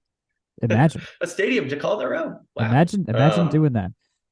So I but, would not be surprised if this is loss number one, and there'll be much more of a. All right, how do you play against a tough team? On the road. That'll be a interesting test for Brent in that case. And then we're on the road the week after that as well at Wake Forest, which this will be fun. This will be an interesting game. I am very, very intrigued how this game goes down. Yeah, I think between Ole Miss, Wake Forest, and Louisville, we're going to have I would say, a pretty informative September. Yes. It's a third of the season or 5 of the 12 games take place with a September date on them. But I mean, it's 3 teams of, varying levels of expectations, provenness, and goodness. And to go on the road, particularly to Wake, with how many questions that they do have, just in general, I think will make for interesting football. And not to say that, you can kind of get a barometer or a deciding like gut feel based on the first 4 games. It's 4 games. That's how it goes. But if Tech's coming out of that Wake Forest game sitting at 3-1, that's a pretty good place to be. But that's notable. Yeah, that's huge. Yeah. If we get out of there like that, I mean, it's probably going to be possible. It's hard. But it's possible. It's probably gonna be like a noon or a 3:30 game here. I don't think they're going to kick this to the evening slot. And who knows? Wake Forest may wear gold helmets if we're going to wear gold. Like it's going to be like you're not be able to tell who was who on the field because they all get the same color scheme, and then it might be. This just feels like one of those like AC. Like there's always one ACC game a year with just terrible weather on the road. That's just even like miserable to watch on TV because it's on the regional. It's on the RSN. Oh, this feels like the RSN game. That's what this feels like. I get major RSN vibes from this matchup. See, I've got a knack for going to the terrible weather games, so don't speak it into. Have fun in Winston-Salem. Fast. Have fun in Winston-Salem. I will say, in terms of rankings, ratings, and the delta there, Wake Forest is sitting ranked between 24th and 69th in the various ratings and rankings that go into just various reputable sources results. Which is interestingly a much narrower delta than we see from both Louisville and Mississippi. Mississippi and Louisville both have way lower ones weighing them down, but also way higher at the top. Whereas Wake Forest is much more steady Eddie across them all, kind of working out to the 40. Yeah, right. Just worth noting. Yeah, that's interesting. Following that, we have, is there an off week? Nope, no, we haven't hit the off week yet. September 30 versus Bowling Green at home. I don't think there's much to say here. Another gotta win. Take care of this game. Take care of business. Play hard. Because the next weekend, October football starts, and it starts in Miami, Coral Gables, Florida, against Miami. No, not Coral Gables. Decidedly not Coral Gables. Is Miami Gardens. Is the stadium not in Coral? Far from each other. That's right. You're right. Miami. Me and Joey mentioned this. Who knows how good Miami's going to be too? Like this is going to be at this point of the season. There'll be a lot of questions probably answered about both teams that will inform this game much more down the road. I mean, last year you saw the Miami Texas A&M game. It's like, whoa, both these teams could be like interesting, spicy, and then. I don't know if I'd describe the rest of their seasons that way. Miami is rated between 20th and 108th in the various ratings. They're kind of sitting on an average around 67, just in terms of a composite among all of those sources. Again, just a lot of high variance. I mean, that's what we go into a lot of seasons with, though, in terms of just, where things wind up shaking out there. Yep. Then we have the week off before Boston College comes to town. I think that is the most must win of the ACC games in terms of taking care of business. You can't lose that game. They are Boston College is not a good football team by any stretch of the imagination. Particularly given that I think they might be better than Virginia this year, but Virginia's on the road, so In terms of home game-ishness, take care of business on the 21st. One thing I learned today is just how similar the Boston College logo is when you look at it to the Bowling Green logo right above it. Oh, you make a good point. Interlock BC with a bird, and then you got the interlock BG and the bird. Predator birds and interlocking B plus another Yep, absolutely. Yep. Yeah. I see what you mean. This is the hard-hitting analysis. People flock to this podcast. We must talk about all things logos and uniforms while we're on this podcast. The weekend after we host North Carolina for the second hardest game, I would say, of the home slate that doesn't count Mercedes-Benz Stadium. UNC, they're ranked somewhere in the teens in AP, and then from there, I think in terms of like hardest games like this, and Ole Miss could be tied for third hardest behind Clemson and Georgia this year. They're at 20th in the coaches and 21st in the AP. They're ranking across the boards. The numbers are much less high on them than the voters. They're ranked between 16th and let's see, what's their low? Their low guy is 71st. So when you flavor in all those other computer various stats-based rankings, they filter down closer to 37th. So very, very high on them on the eyeball side, maybe getting that helmet bump, if you will. But prestige bump at the beginning of the year, always a thing. That is the homecoming game. That is the Paul Johnson on-campus salute as well. So we'll be able to say things to Coach. I don't know. I mean, he's not dead. He's going to be there. I mean, Paul, I imagine, will be on the field another time beyond just this, but this is a very intentional thank you for your service kind of ceremony for him that day. And the mini, very, very importantly, the mini 500s the day before on October 27. Everyone must appear for that as well. I do want to say it feels like a necessary, like, cleaning the old regime out type, I agree. Move. Even though I know it's related to the Hall of Fame, and congrats to Coach. It's so well earned. Really did a phenomenal job at a number of spots, but it just feels like one of those things that, like, it's a new leaf. We're turning over a new football leaf this year. Let's no longer make it feel weird between the current head coach and the old head coach. In terms of that one specifically, the next week is at Virginia, as we mentioned before. Another game you kind of have to win. Virginia is at the bottom of basically every ACC ranking so far, so not beating them. It is on the road, but I mean, last year's game was just fluky because of all the quarterback injuries and stuff like that. It was just a weird game by the end of that, so I'm not taking really that one into account to inform how this year's will go. Everything we should be better across the board, so I fully expect wins here. Yeah, that's fair. November 11th. Not much to add. not much to add there. At least what that gives us is an easier game going into a very hard game, and that is at Clemson on November 11th. A rare time where we play Clemson late in the year too. They've been generally a front half of the ACC schedule, if not the first ACC game for us, because they were a cross-divisional rival, but now they're just every year whenever we play them, I guess.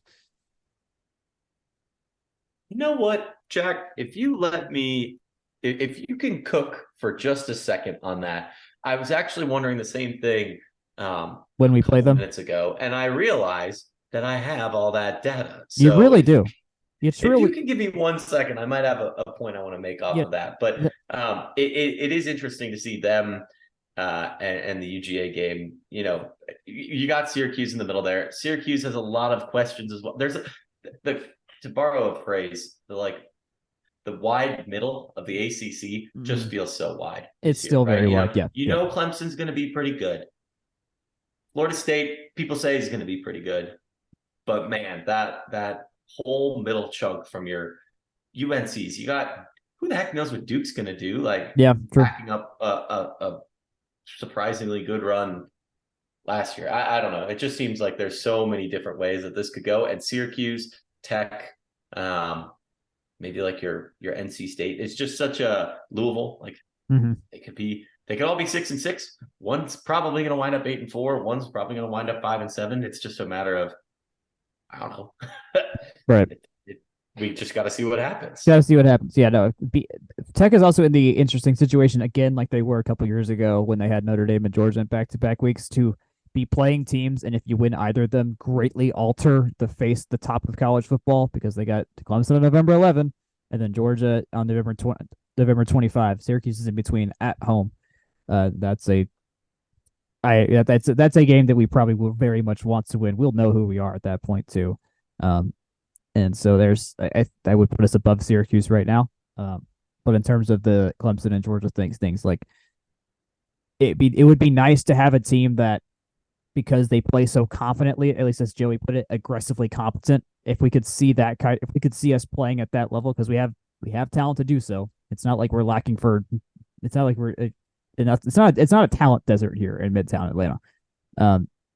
Getting ourselves to a point where any given day we could put up enough of a fight to really make good teams sweat it out. That would be something. And our schedule is one of the few in the country that can lend itself to that nature. Auburn has the same thing where they used to have it consistently where they'd have Georgia and Alabama within a 3-week span and could do a whole lot of things in the SEC and possibly Georgia a second time depending on how the SEC rolled out. And Tech's got a similar thing here. We always got to play Georgia last. We always have a shot to do a lot of crazy things. Can't affect the SEC. But putting Clemson this late as well kind of does that too, because who knows if they're going to be an 8-1, 9-1 team at that point? I mean, like, who knows? So, I can circle us back around to the late in the season comment. Yes.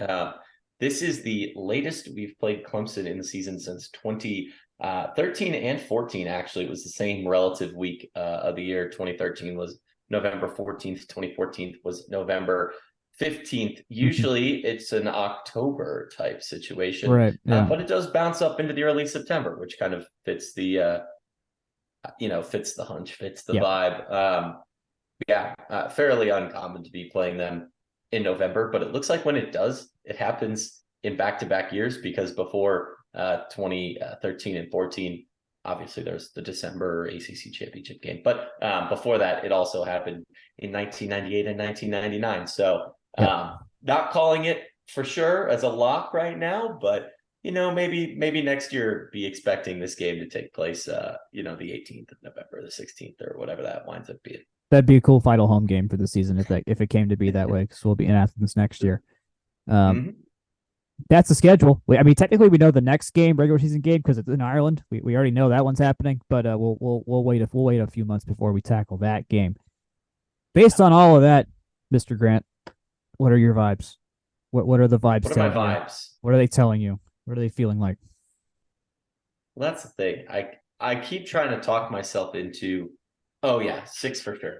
6 wins for sure. But until we kind of have a data point against Louisville, which I get it. It could very well, I referenced the Miami Texas A&M game last year. It could very well wind up being like, oh, that's a fun game, but both these teams have their work cut out for them. Or it could wind up being, one's great, one's not, or they're both good. I mean, that's the thing, is me saying I need to see the Louisville game is a cop-out in and of itself, because with only one data point, your line can go up. It can be a flat line. It can be anywhere in between. Everyone needs to see this, because that is going to be the first time we see critically, like, okay, what does just a normal operating team for a normal amount of time look under this administration?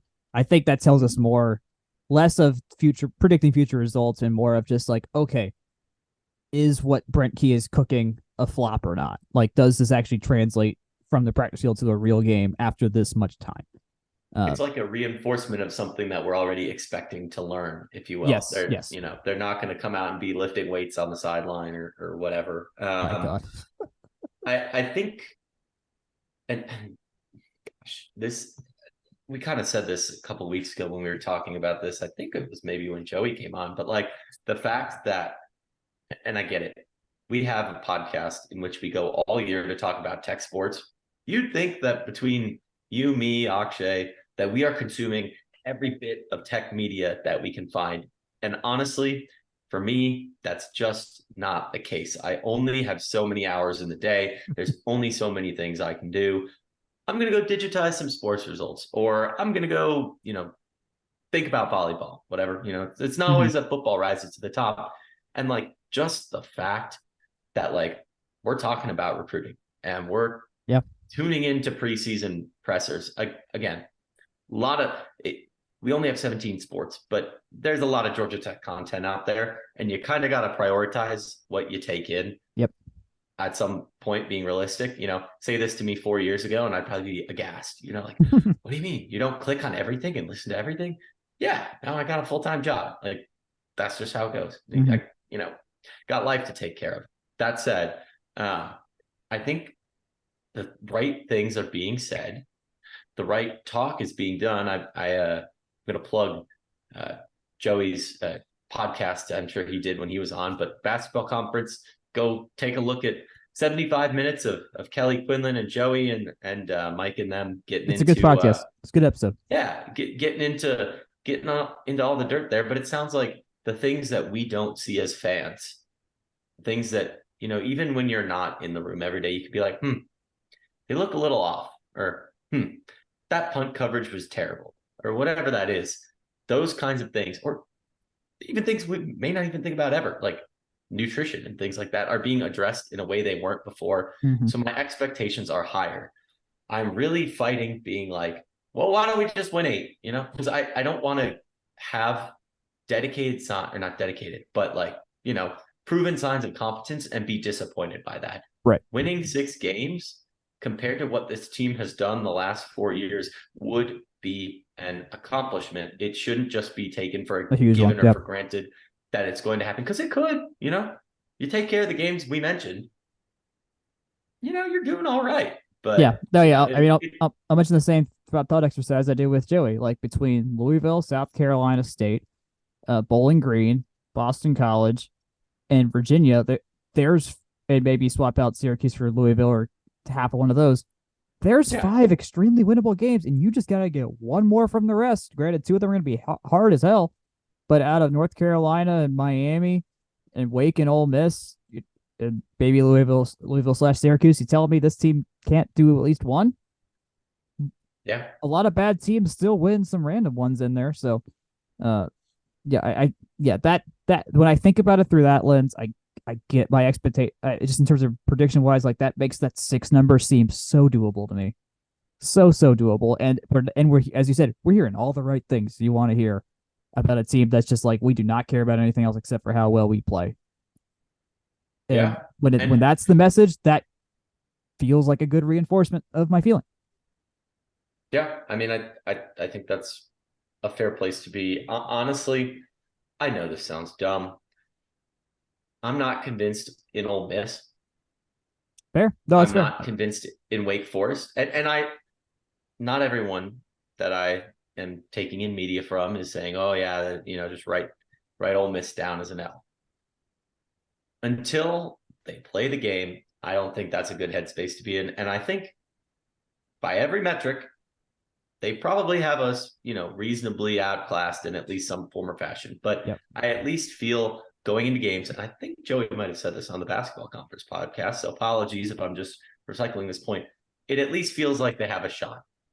Going into the UGA game last year, they at least felt a little competent and a little exciting. Mm-hmm. And that's an okay place to be. I don't know. I'm just trying not to get out in front of my skis in terms of the expectations, the predictions, the vibes. 6-6 would be great, but we all have to realize that would be a return to form or an achievement of some sort for this team, and a team that's still rebuilding from. Yeah, they were talented, sure. I mean, recruiting rankings still do back that up, at least on some level, but I don't know. It just wasn't executing well. And if they can execute better, I mean, there were winnable games that were lost in the old regime. And if you can, take care of business where you need to take care of business and start getting some of the coin flippy type stuff. Yeah. Good stuff will good things will happen. There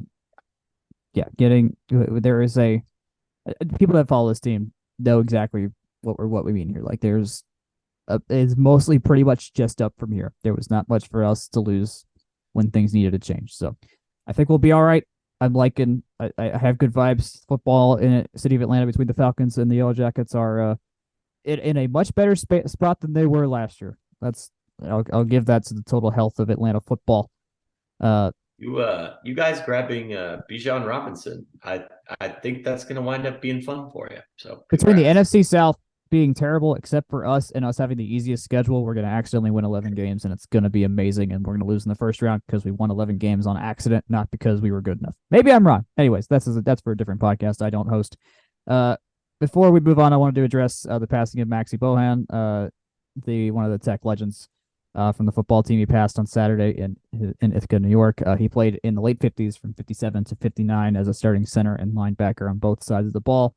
His 1959 season was an incredible season, All-American, SEC Lineman of the Year. He had 124 tackles that year, which was the school record for Tech in 1959. He then played with the Eagles, and in his first year won the NFL championship game in his rookie year. He played some with the Rams and was a player coach with Washington in 1974 coming out of retirement.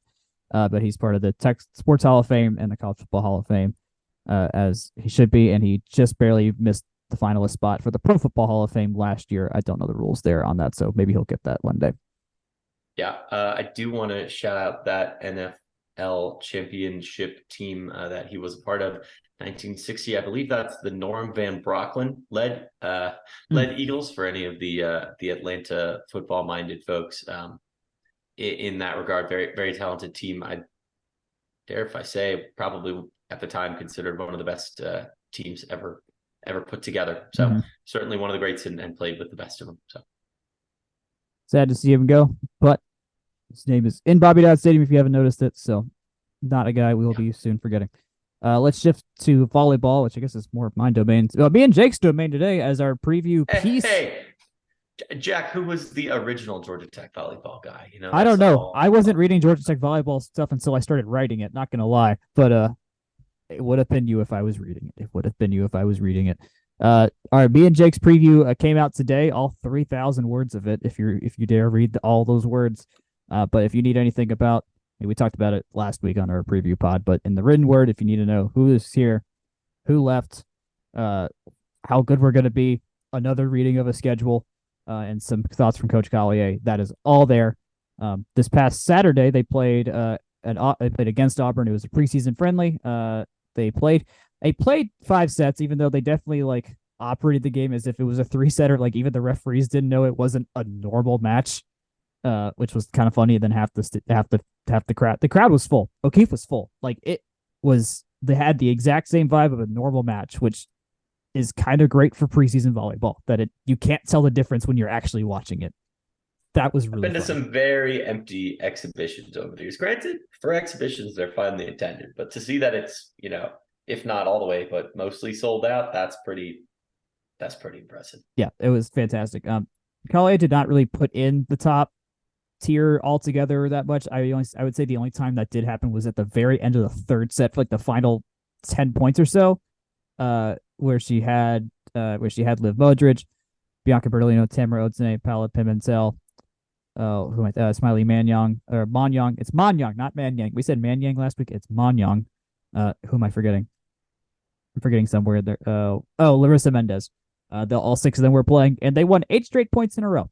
So that was nice. Granted, I don't think Auburn was playing their A team either. I talked to Kent, the radio guy, afterwards, and he said they never played their starting lineup once that entire match. So that's probably why. But it was a good showing. They won every set except the 5th set and extra points. But I mean, we had all of our very young people out by that point, so nothing to really worry about.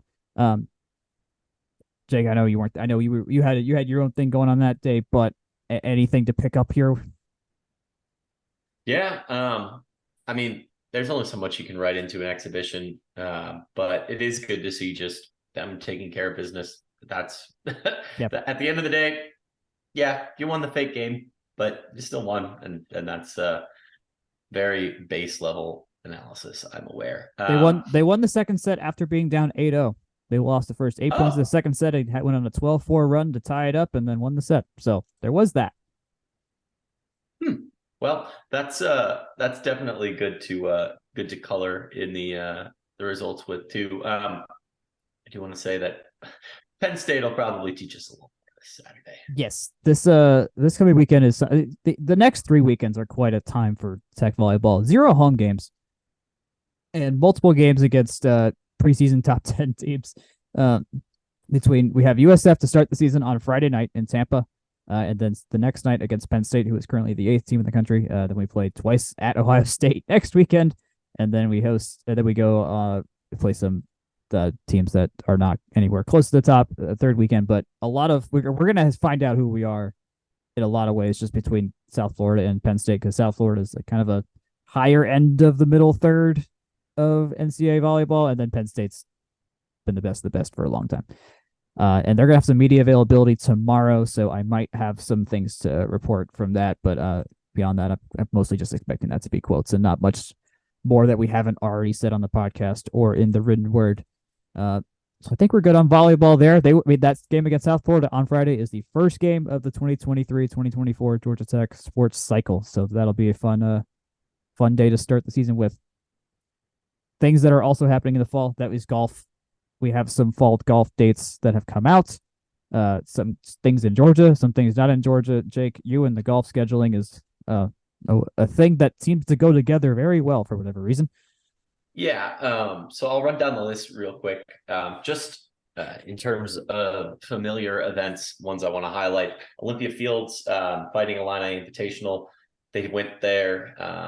I believe 3 years ago, or whenever 2019 was. It was before the pandemic, but definitely since you and I have been in the general tech orbit within the last couple years. Ben Hogan Collegiate, maybe they did that before. Can't remember that one, but Golf Club of Georgia Collegiate. That's basically every year. I think technically the host team for that again. It's on the Lakeside course in Alpharetta, so definitely.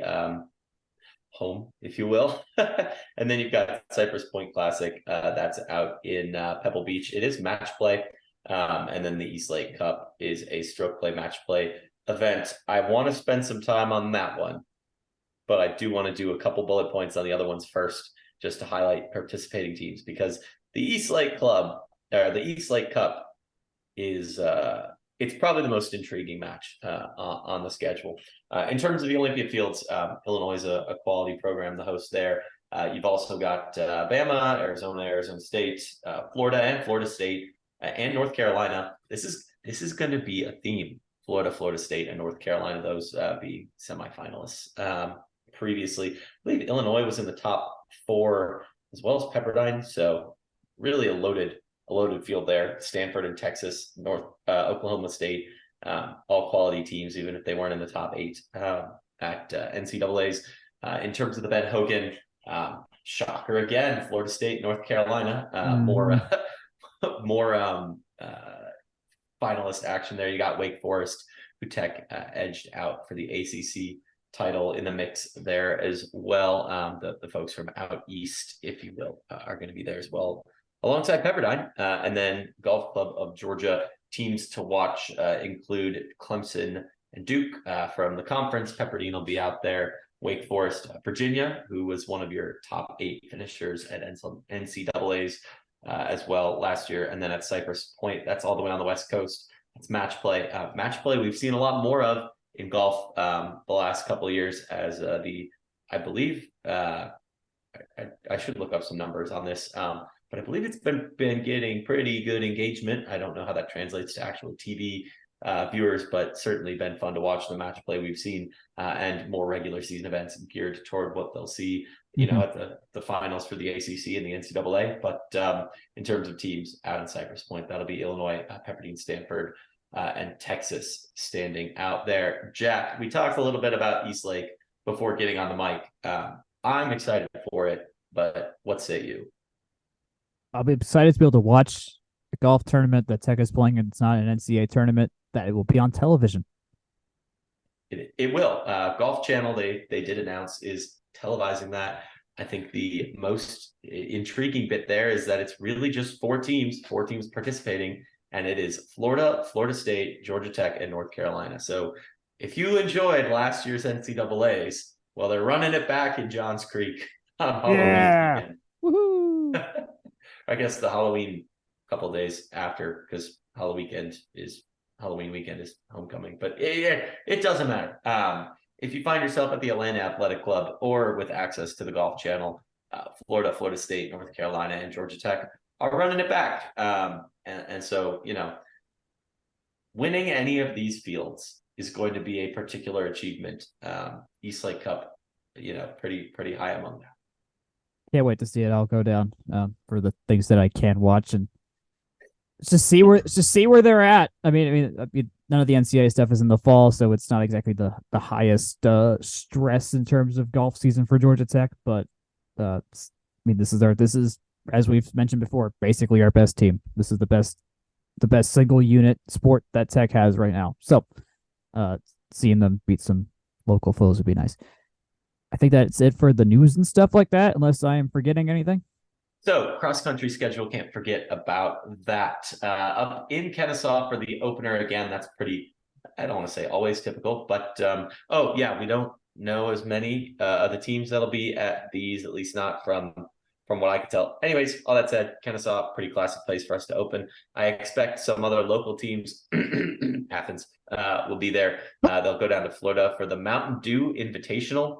I feel like that's a really weird thing to be sponsoring a running event, Do the do. Gatorade was right there. Yeah, this do be interesting. But go figure. I hope that none of our athletes are pounding Mountain Dew before the race. Enjoy it afterwards. It feels very Gainesville. That said, there is a split header or split squad September 30th. I presume they'll send the A team up to the Paul Short Run at Lehigh, another classic entry on the Tech calendar. Alexander A6, that was more of, the entries 7 through 14 or something like that. I don't know what the exact breakdown was the last time we did this split squad, but it generally winds up being a similar split there. They'll also head to Texas A&M in October before going to the ACC championships and the two NCAA invites. Honestly, Jack, this feels like a short schedule every year. There's only really 5 weekends of regular season. About 4. Yeah, because there's ACC, not much here. Yeah. It always feels a lot shorter than it is. They don't do a lot of dual match play or anything like that. No, you wind up with track being what feels so long, and compared to cross country, it's just right. Yeah, it's over in a blink of an eye. Yeah, this ends before Thanksgiving. Meanwhile, track and field starts kind of like right after that and runs until after classes are done if you make it all the way to NCAAs. So yeah, it's a long season. Yeah. It's so long it has 2 NCAA meets, and I get it, it's indoor and outdoor, but so it's a lot more stuff. Granted, it's also more than just running, but anyways, let's finish that with some trivia. What do you got for me today? Finishing out with some trivia. Well, football's your hint, and the premise is pretty similar to last week. All time, Georgia Tech has played a number of opponents. In this case, we're talking Boston College, Bowling Green, Clemson, Georgia, Louisville, Miami, North Carolina, Ole Miss, South Carolina State, Syracuse, Virginia, and Wake Forest. Of course, we played them in a number of sports, but there is one odd tidbit that I focused on and my mind honed in on. John Heisman coached Georgia Tech for a number of years, but he also coached Georgia Tech in a number of sports. Jack, do you know what those sports are? Those are basketball and baseball. And of course, football. Did you know, Jack, that John Heisman was the coach of Georgia Tech against these selected 12 opponents for just over 90 to 100 games? But 67 of those contests are baseball games. Right. In our current football slate, that jumped out at me. I was like, oh, now I'm going to check Bobby Dodd's record against all these teams. It's a lot less exciting. He coached 30 baseball games against them. 26 are against Georgia. He combined for many more. Well, maybe not many more, but several more than that in terms of his tenure as a football coach. But before I leave you with just some fun tidbits, it's not really as much of a question heavy week. I will note that all time, probably unsurprisingly, Paul Johnson is the coach who has played these opponents the most. He has 56 entries on the list there. Interestingly, it's missing a couple of his games against Miami. Don't know why that is. I'll work on that. But he has played the most against these selections of opponents. I don't know. Feels random for the other sports, but such is life. In terms of all time, of course, Georgia and Clemson are atop that list, and of course rounded out by the rest of the ACC. Nothing too crazy here. I feel like football is the least oddball of the. Not that I learned the least when I do football research, but it's not exactly rocket science there. One last thing I do want to bring us around to before we go is that I was actually surprised to learn that Georgia Tech has played 9 total games against South Carolina State in a variety of sports, which just felt like more than I expected. And interestingly, matches the total contents of sports that I have in this database as Ole Miss, who we are 5-4 against all time across all sports, which also includes 2 games last year, one in volleyball and one in football. So good point. Really just shows how infrequently we were playing them in and everything when it comes. Yeah, I mean, shared a conference for 30 plus years and didn't see them more than 7 total times. And that includes, having baseball as an option where if you played once, you'd play 3 times. So, right. Go figure. Well, the more you know.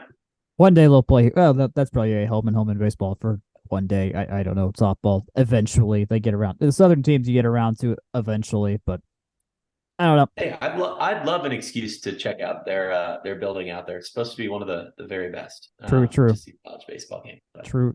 That indeed.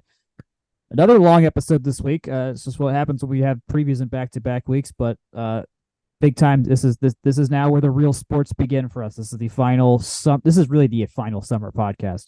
There are real sports that will have happened by the time we are recording this time next week. I think next week's going to be our last Monday night recording because that is the last week before football starts. We're going to try to be recording every Sunday from here on out so that you got something fresh on Monday morning in your feeds. With that, I think we're done here, Jake.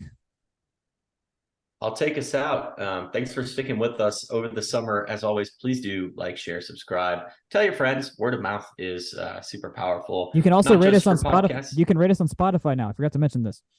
Yes, do that. It's okay to double dip. Some of us, not saying who, definitely do that. Do I listen on both? No, I also have to record them, so I feel like listening twice would be a lot. But, you can, and that's cool too. In terms of places you can find us, of course, Spotify, Apple Podcasts, wherever you find delightful podcasts, you can find us at fromtherumbleseat.com. You can email us at fromtherumbleseat@gmail.com. We really do take any thoughts you've got. We'll take them. You can also tweet them at us on Twitter at FTRS. Blog. I'm at Jake Grant 98 Jacks at Jack Nicholas there. Like I said, it's been a long summer, but we do, want to make sure that we are always providing the insights that you guys are looking for, in addition to generating ideas we think are fun. So any time of year, feel free to reach out at any of those. You can find Section 103 and their delightful merchandise at section103.com and at Section103 on Twitter. You can find us on Facebook, Instagram, and YouTube at From the Rumble Seat. And as always, good night, good luck, and go Jackets.